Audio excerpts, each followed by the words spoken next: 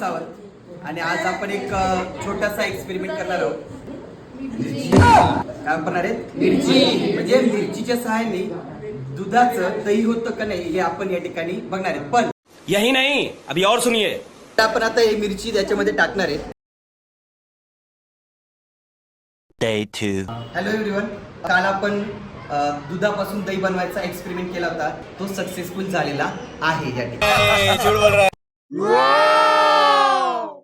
जी मिरची असते त्या मिरचीच्या देठामध्ये लॅक्टोबॅसिलीचे बॅक्टेरिया प्रेझेंट असतात. What?